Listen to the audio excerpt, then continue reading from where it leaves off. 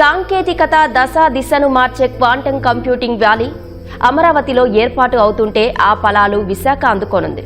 2026 జనవరి నాటికి రాజధానిలో quantum technology అందుబాటులోకి వస్తే అందుకు కావలసిన ఇంజనీర్లను శిక్షణ ఇచ్చే కేంద్రంగా విశాఖ అభివృద్ధి చెందనుంది.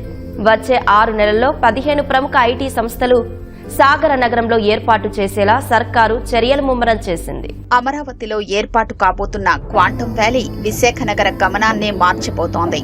వచ్చే ఏడాది జనవరిలో అమరావతిలో క్వాంటం వ్యాలీ ప్రారంభమవుతుందని ప్రభుత్వం ప్రకటించింది. దీనివల్ల ప్రధానంగా విశాఖ, విజయవాడ నగరాలు సాంకేతికంగా అభివృద్ధి చెందుతాయని నిపుణులు చెబుతున్నారు. క్వాంటం టెక్నాలజీ అందుబాటులోకి వస్తే ఇంజనీర్లకు శిక్షణా కేంద్రంగా విశాఖ మారనుంది. ఇప్పటికే విశాఖలో ఐటీ ఎకోసిస్టమ్ ఉండడం వల్ల వేగంగా అభివృద్ధికి అవకాశం ఉంది. రాబోయే 6 నెలల్లో విశాఖలో మరో 15 ప్రముఖ ఐటీ సంస్థలు విశాఖలో అడుగు పెట్టబోతున్నాయని సమాచారం. Tata consultancy services, Google, Cognizant వంటి దిగ్గజ సంస్థలు విశాఖలో కొద్ది నెలల్లో కార్యకలాపాలు ప్రారంభించబోతున్నాయి. ఐటీ సేవలందించే సంస్థలతో పాటు వాటికి ప్లగ్ అండ్ ప్లే విధానంలో మౌలిక సదుపాయాలు కల్పించే సంస్థలకు ప్రాధాన్యమివ్వాలని అధికారులు నిర్ణయించారు. ఇప్పటికే విశాఖలో Infosys, tech Mahindra, WNS, Patra, Conduent, Fluent Grid, ACN, Miracle, Tech Survey, ProVigil వంటి 15 పెద్ద కంపెనీలు కార్యకలాపాలు నిర్వహిస్తున్నాయి. ఒక్కో కంపెనీ కనిష్టంగా 700 మందికి, గరిష్టంగా 5,000 మందికి ఉపాధి కల్పిస్తోంది.